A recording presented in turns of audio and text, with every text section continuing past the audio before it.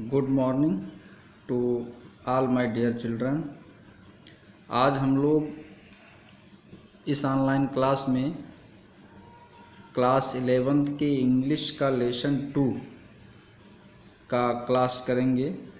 Lesson name है forgetting. Robert land ने इसको लिखा है 1879, उनका बर्थ है, 1949 उनका डेथ हुआ है। फॉरगेटिंग मतलब भूलना, भूलने की प्रवृत्ति आजकल बहुत ही ज़्यादा हो रहा है लोगों में। पहले भी था, कम था, अब ज़्यादा हो रहा है। क्यों हो रहा है, क्या कारण है? हमने ऐसे कौन सी चीज़ों को अपनाया है जिससे हमारी फॉरगेटिंग बढ़ रही है? इस पर विचार करना चाहिए, इस पर सोच करना चाहिए क्यों ऐसा हो रहा है। तो उसी फॉरगेटिंग पर आधारित ये लेसन है कि लोग जनरली क्या क्या भूलते हैं और क्यों भूलते हैं, रिज़ल्ट इसका क्या होता है, इन सब का डिस्कस राइटर ने इस लेसन में किया है। तो हम लोग लेसन पर चलते हैं और हमारा जो लेसन है आज का फॉरगेटिंग लेसन है। और इस लेसन में हम लोग यहाँ से पढ़ेंगे ए लिस्ट ऑफ आर्टिकल से। A list of article lost by railway travellers. List of article माने सामान, lost by railway travellers, railway में जो लोग यात्रा कर रहे थे उनके द्वारा लॉस्ट हुआ, गायब हुआ। से आप यात्रा कर रहे हैं रेलवे में तो कोई सामान छोड़ देते हैं तो इकट्ठा होता रहता है। ऐसे सामानों की लिस्ट जारी हुई, सामानों की सूची बनाई गई रेल के यात्रियों के द्वारा। लॉस्ट मतलब गायब, खोए हुए सामान की सूची। And now on sale at a great London station. और अब जिसे ग्रेट लंदन के स्टेशन पर उसे बेचा जाना है, बेचा जाएगा। हैज़ बीन पब्लिश्ड प्रकाशित हुआ। And many people who read it, और बहुत से लोग, अनेकों लोग जिन्होंने इसको पढ़ा, have been astonished at the absent mindedness of their fellows। तो जब ये लिस्ट निकला तो अनेकों लोगों ने इसे पढ़ा, तो जब पढ़े तो उन्होंने वह अपने साथियों पर आश्चर्यचकित हुए। अपने साथियों के एब्सेंट माइंडेडनेस, भुलक्कड़पन, फेलो मतलब साथी, अपने साथियों के भुलक्कड़पन पर आश्चर्यचकित हैं।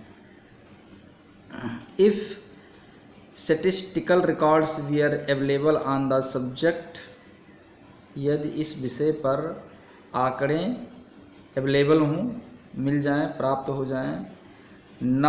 However, I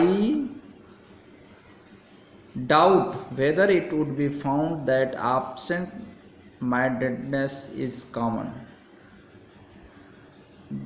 अगर इस विषय में हमको आंकड़े मिलें तो मुझे पता चलता है या मुझे संदेह होता है, डाउट मतलब संदेह, कि क्या यह पाया जाएगा, फाउंड मतलब पाना, क्या यह पाया जाएगा कि एब्सेंट माइंडेडनेस, भुलक्कड़पना एक साधारण सी बात है। अगर इस पर हम लोग विचार करें तो भुलक्कड़पना एक साधारण बात है, हर व्यक्ति के अंदर ये प्रवृत्ति रहती ही है। It is the efficiency rather than the inefficiency of human memory that compels my wonder।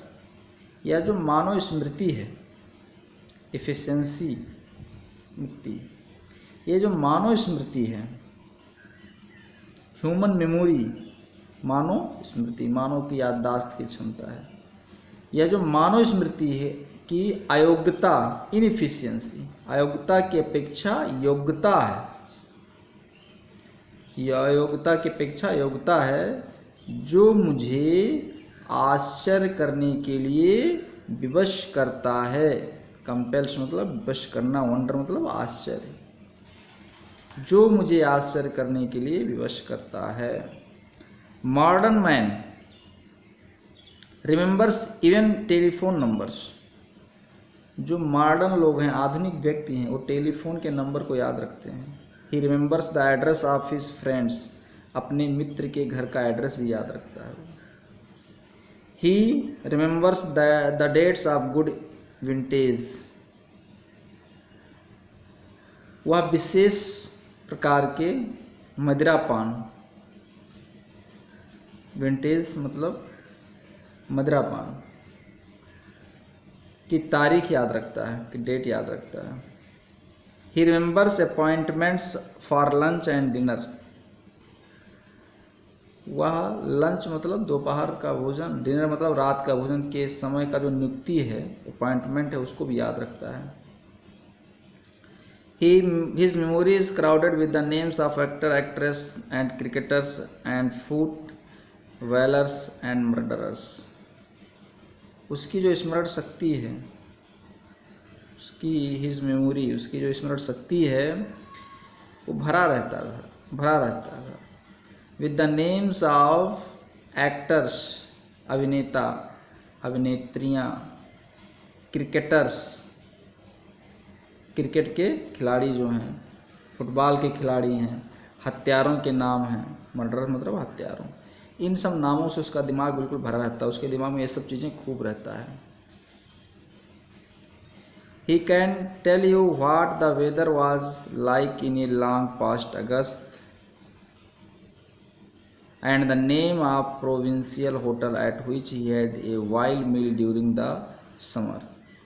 वह आपको बता सकता है कि बीते हुए अगले अगस्त के महीने में मौसम कैसा था, और वो जो उस होटल में ठहरा था उस होटल का नाम भी बता सकता है। वो उस होटल का नाम बता सकता है, provincial hotel at which he had wild meal during the summer, जहाँ पर वो बेकार खाना उसको गर्मी छुट्टी में मिला था ना, उस होटल का नाम भी उसे याद रहता है। इतना यहाँ तक हो गया, फिर आपको नेक्स्ट वीडियो में इसके आगे पढ़ाते हैं।